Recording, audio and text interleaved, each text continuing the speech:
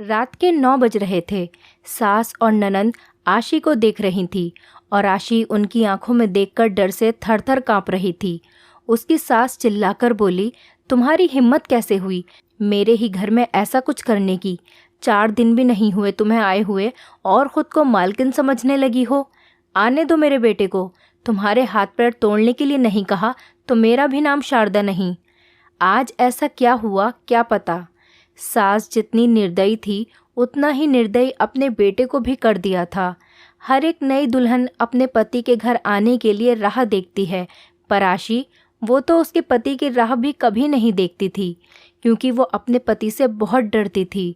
मन ही मन में भगवान का जाप जप रही थी कि उसका पति आज घर पर आए ही नहीं। पर जब तक उसका पति घर पर ना आ जाए तब तक उसकी सास उसे खाना खाने नहीं देगी।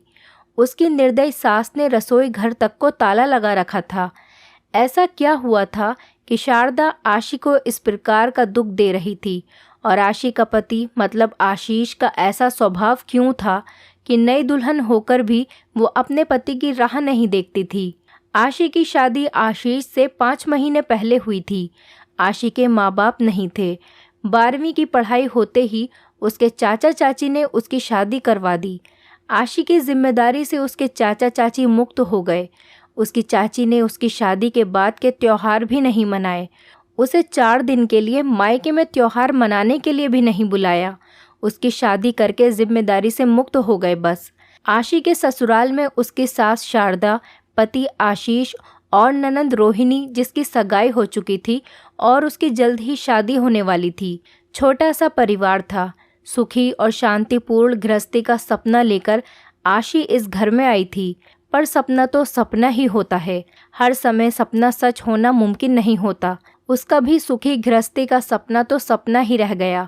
आशी की उम्र 18 साल की थी और आशीष 30 साल का था। दोनों के बीच में 12 साल का अंतर था। सास शारदा ने आशी के लिए 10 नियम बनाए रखे थे। सुबह 4 बजे उठकर पूरे घर की सफाई करना, बाद में नहाकर भगवान की पूजा करने के बाद में रसोई में जाना, हमेशा सर पर पल्लू रखना, सबसे पहले खाना न खाना, मतलब सबके खाने के बाद ही आशी खाना खा सकती थी। ऐसे और भी कितने नियम कायदे शारदा ने आशी के लिए बनाए थे। आशी को ये नियम पालन करने ही पड़ते थे, पर अभी उम्र ही क्या थी उसकी। उस वक्त उसके हाथ से अगर भूल भी हो जाती तो उसका पति या उसकी सास या फिर उसकी ननंद उसे सज़ा देते ही देते थे। उसे मारने में भी कोई कमी नहीं रखते थे। उससे 5 साल बड़ी ननंद रोहिणी उस पर हाथ उठाने के लिए ज़रा भी नहीं सोचती थी। शादी को 10-12 दिन हुए थे। हर रोज़ आशीष 8 बजे तक आ जाता था, पर उस दिन 10 बज गए थे तब भी आशीष आया ही नहीं। आशी को बहुत ज़ोर की भूख लगी थी। उसने खुद के लिए थाली बनाई और रसोई में खाने के लिए बैठी। अभी पहला ही निवाला मुंह में डाल ही रही थी कि तभी उसकी सास ने देख लिया। उस पर उसकी सास बहुत चिल्लाई। वो आशी से सहन नहीं हुआ। तभी आशी बोली, वो अभी तक नहीं आए, मुझे बहुत भूख लगी थी इसीलिए खाने के लिए बैठी। सास कुछ बोलने ही वाली थी, तभी रोहिणी आगे आई और आशी को चांटा मार दिया। तुम्हारी हिम्मत कैसे हुई मेरी माँ के सामने बोलने की? तुम्हारे घर में क्या तुम्हें खाना नहीं मिलता था? मेरा भाई तुम्हारा पति है, उसकी राह नहीं देख सकती क्या? अरे औरतें अपने पति के लिए क्या कुछ नहीं करती हैं। उतने में सास बोली, रहने दे रोहिणी, क्यों इसको संस्कार सिखा रही है? माँ बाप तो रहे नहीं और चाचा चाची ने ऐसी लड़की हमारे पल्ले बांध दी। रहने दे तू, चल बाहर, मैं ही रसोई में ताला लगा देती हूँ। और उसे रसोई से बाहर धकेल कर ताला लगा दिया। आशी आंखों में आंसू लेकर बस देखती ही रह गई। 11:30 बजे आशीष घर आया। तभी शारदा और रोहिणी ने मिर्च मसाला लगाकर आशी के खिलाफ आशीष को भड़काया। वो तो माँ का भक्त था। इतना ही सुनकर उसने गुस्से में आकर आशी को थप्पड़ मारा। उसे उस दिन खाना भी नहीं मिला। अभी आज ही की बात ले लो। आशी रसोई घर में खाना बनाकर शारदा और रोहिणी को खाना दे रही थी। दोनों हॉल में टीवी देखते देखते खाना खा रही थी और इधर आशी एक एक गरम गरम रोटी उनको परोस रही थी। आज सुबह आशी को सिर्फ एक ही रोटी उसकी सास ने खाने को दी थी। आशी को बहुत जोर की भूख लग रही थी, पर आशीष तो 10 बजे के पहले आने वाला नहीं था। पर आशी से भूख सहन नहीं हो रही थी। सास और रोहिणी के खाना खाने के पहले रसोई घर को ताला लगाने से पहले आशी ने जल्दी से रोटी अपने पल्लू में बांध कर रख ली। जब माँ बेटी का खाना होने के बाद उन्होंने आशी को बाहर निकालकर रसोई घर पर ताला लगा दिया और दोनों अपने रूम में आराम करने के लिए चली गईं। उसने पल्लू में बंधी हुई रोटी निकाली और रोटी वैसे ही बिना सब्जी के खाने लगी। रोटी खाते खाते उसकी आंखों से आंसू बह रहे थे। उसका स्वाभिमान इस बात के लिए रजामंदी नहीं दे रहा था, लेकिन वो करे क्या, ये भी उसे समझ आ रहा था।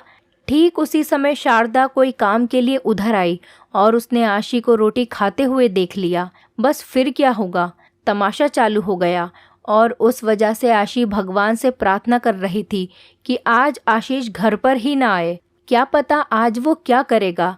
शादी के बाद इनके ही सामने खाना खाया था, तब भी थप्पड़ मारा था, पर आज तो रोटी चुरा कर खा रही थी।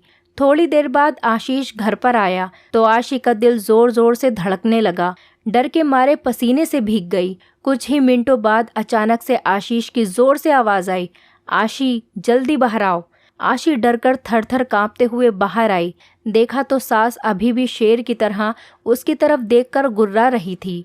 रोहिणी भी मन ही मन में मुस्कुराकर देख रही थी और आशीष उसकी आंखें खून से जैसे गुस्से से लाल हो गई थी। जैसे ही आशी आशीष के सामने आई, उसने उसके बालों को पकड़कर जोर से धकेल दिया। आशी बहुत जोर से चिल्लाई, तेरी इतनी हिम्मत हुई कि तू अपने ही घर में चोरी करती है? रुक, तुझे तो मैं अभी दिखाता हूँ। बोलते बोलते आशीष ने अपने कमर का बेल्ट निकाला और आशी को मारने लगा। आशी जोर जोर से रोते हुए, दर्द से चिल्लाते हुए उसकी माफ़ी मांग रही थी, पर उसके पति को और घर में रहने वाली दोनों औरतों को उस पर ज़रा भी दया नहीं आई। आशी से सहन नहीं हो रहा था। तभी उसने आशीष को धक्का दिया और घर के बाहर भागने लगी। तभी अरे पकड़ो उसे, बाहर कहाँ चली? शारदा आशीष से बोली। तभी आशीष बोला, जाने दो माँ, भागकर कहाँ जाएगी? कहाँ उसे पालने के लिए उसके मायके वाले हैं जो उसे संभाल लेंगे। आएगी वापस घूम के यहीं पर, जाने दो उसे। पहले मुझे खाना परोसो, मुझे बहुत भूख लगी है।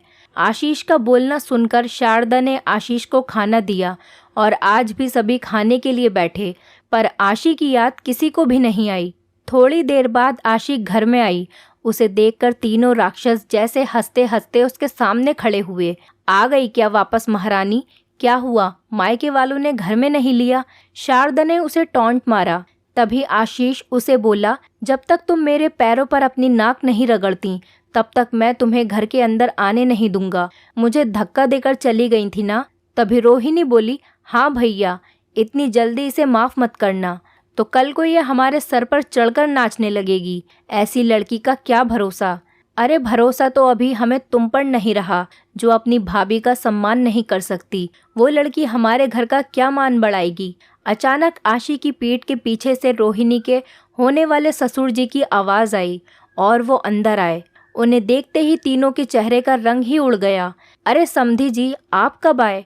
शारदा साड़ी ठीक करके माथे पर पल्लू लेकर बोलने लगी। उसी वक्त आया जिस वक्त आपकी बहू रास्ते से डरकर इधर से उधर भाग रही थी। अच्छा हुआ अभी ही तुम्हारा असली चेहरा हमें दिख गया। मैं आया नहीं होता तो हमारे घर की बर्बादी हो गई होती। अगर ऐसी बहू हमारे घर आई होती तो। रोहिणी के होने वाले ससुर उसकी तरफ हाथ दिखाकर बोले, नहीं नहीं, आपको कोई गलत फहमी हो गई है पापा। आप अंदर तो आइए, मैं आपको सब समझाती हूँ। रोहिणी ऐसे बोली तो उसके ससुर बोले, कौन से पापा? किसके पापा? माफ़ करो हमें, अब आपके साथ हमें कोई रिश्ता नहीं करना, और जो आपको समझना है ना वो बाहर खड़ी है, पुलिस को बताना। अचानक पीठ के पीछे से पुलिस अंदर आई। पुलिस को देखकर उन तीनों की बोलती ही बंद हो गई। क्या बोले कुछ समझ ही नहीं आ रहा था। तभी शारदा नरम आवाज़ से आशी से बोली, अरे बहू, छोटी सी बात पर कोई पुलिस को बुलाता है क्या? छोटी सी गलत फहमी हो गई है ना, और ऐसी छोटी बड़ी परीक्षा हर एक औरत को शादी के बाद देनी ही पड़ती है। और ये तो तुम्हारा ससुराल है, ससुराल वालों का मान रखना तो तुम्हारा कर्तव्य है बेटा। माफ़ कीजिए सासू जी, मुझे ऐसी परीक्षा देने का कोई शौक़ नहीं है। मैंने शादी थप्पड़ खाने के लिए नहीं की थी, और ये ऐसा कैसा ससुराल जहाँ मुझे रोटी भी चुरा कर खानी पड़ती थी। आपने मुझे कमज़ोर समझा था क्या? मेरा मायका नहीं है, पर मैं कमज़ोर नहीं हूँ। अभी यही संस्कार अपने बच्चों को जेल में देना। अंत में पुलिस ने उन तीनों को पकड़कर जेल के अंदर डाला। रोहिणी की ससुराल वालों ने शादी तोड़ दी और आशी को एक स्वयंसेवक संस्था ने आगे जाने का मार्ग दिखाया। आशी संस्था के साथ में काम करके लोगों को घर में होने वाली घरेलू हिंसा के बारे में जागरूकता फैलाने लगी। उसने अभी सही मायने में जिंदगी की नई शुरुआत की।